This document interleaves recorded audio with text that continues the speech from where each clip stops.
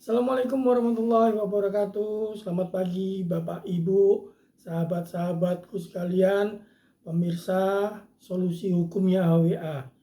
Pagi ini saya kembali lagi sebelum beraktivitas kerja, saya ingin berbagi tentang pengetahuan hukum menghadapi persoalan-persoalan hukum yang terjadi di masyarakat.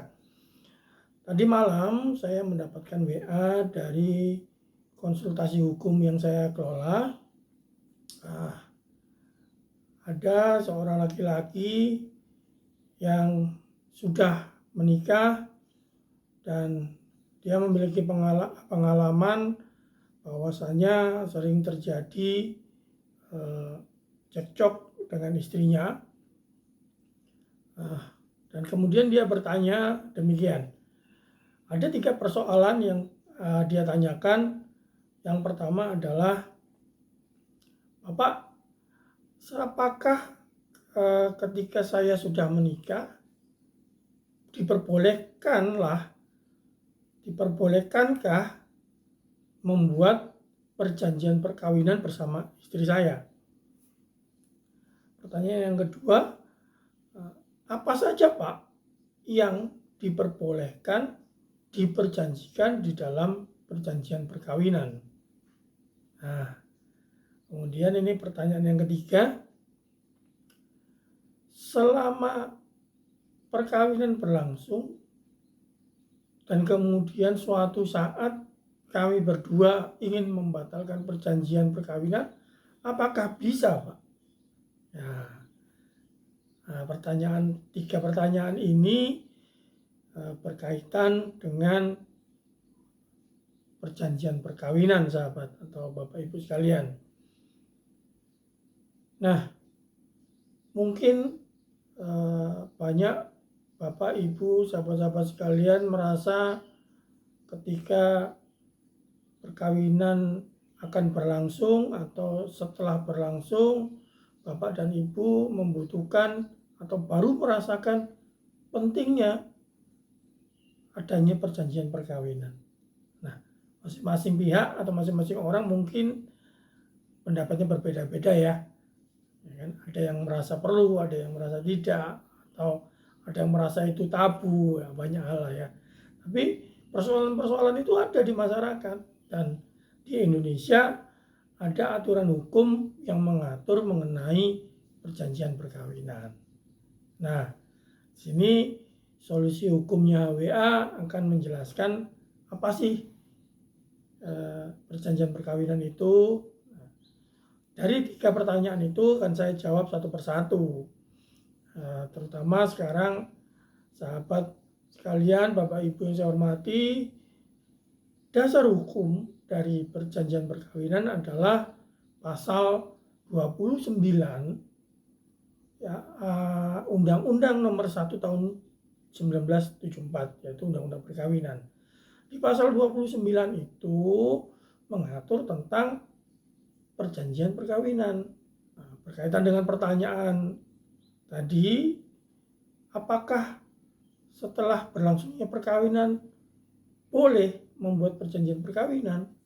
Jawabannya boleh ya, karena pada pasal 29 ayat 1 itu dijelaskan bahwasanya perjanjian perkawinan itu dibuat ya, pada saat sebelum atau sewaktu perkawinan itu berlangsung. Boleh-boleh saja Bapak Ibu serasa, wah ini kayaknya perlu dibuat perjanjian perkawinan deh. Boleh, silakan. Contohnya mungkin saat akan menikah, Bapak dan Ibu sama-sama sudah pernah menikah dan masing-masing memiliki harta bawaan dari pernikahan yang sebelumnya. Nah, jika Bapak dan Ibu merasa supaya tidak ada percampuran harta dan tidak diributkan nanti pada kemudian harinya dan dirasa perlu membuat perjanjian perkawinan, boleh dibuat perjanjian perkawinan sebelum menikah. Dan atau ketika dirasa perlu itu setelah pernikahan berlangsung, boleh juga dibuat perjanjian perkawinan setelah perkawinan itu berlangsung. Yang pasti ya, perjanjian perkawinan itu harus dicatatkan pada petugas yang berwenang atau pegawai pencatatan perkawinan ataupun ke notaris juga bisa. Perjanjian itu dibuat di notaris dan dicatatkan. Itu yang terpenting ya. Nah, berkaitan dengan pertanyaan yang kedua, apa saja Pak yang boleh diperjanjikan di dalam perjanjian perkawinan? Nah, perjanjian perkawinan ini mengatur banyak hal.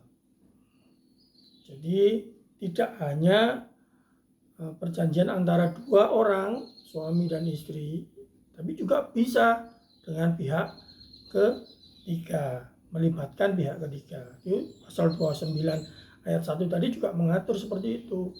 Di perjanjian itu tidak hanya suami dan istri, tapi bisa melibatkan juga pihak ketiga.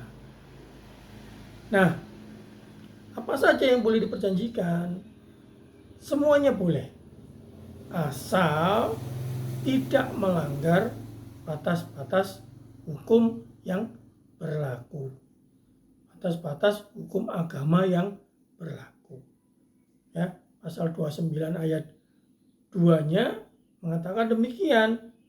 Ya, perjanjian itu boleh saja semuanya dimasukkan di dalam perjanjian itu, asalkan tidak melanggar batas-batas hukum yang berlaku.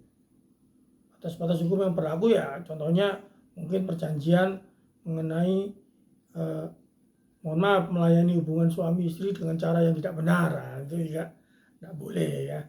Kemudian saya suami tidak mau memberikan nafkah, kamu cari uang sendiri, diatur dalam perjanjian perkawinan, ya itu juga tidak boleh ya.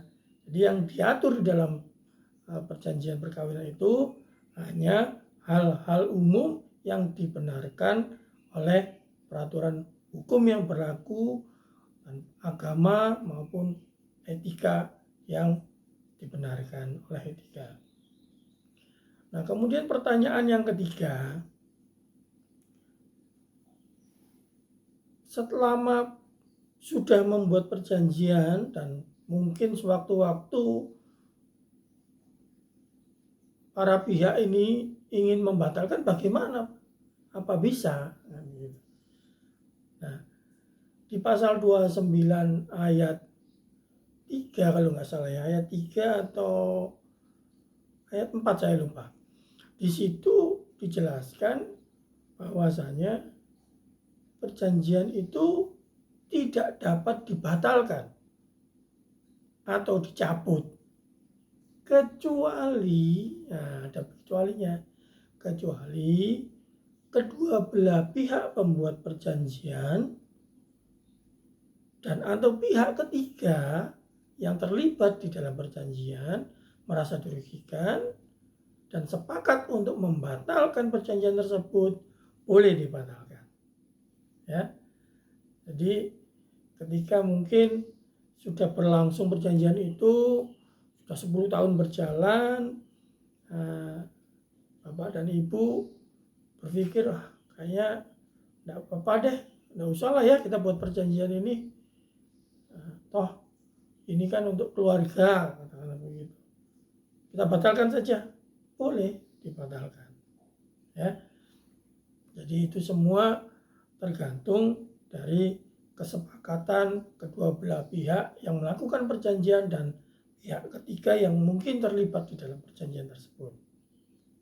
Nah, jadi dasar hukumnya jelas di pasal 29 Undang-Undang Perkawinan atau Undang-Undang Nomor 1 Tahun 1974 tentang perkawinan, diatur jelas mengenai perjanjian perkawinan.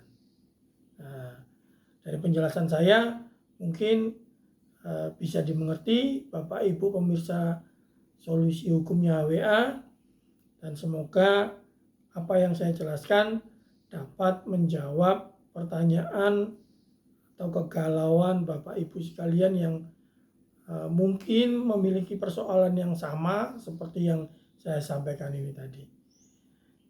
Apabila channel ini dirasa bermanfaat dan Bapak Ibu suka, mohon dukungannya untuk like, komen, dan subscribe-nya, dan silakan di-share sehingga pengetahuan yang kita diskusikan pada pagi ini juga bermanfaat bagi orang yang lain.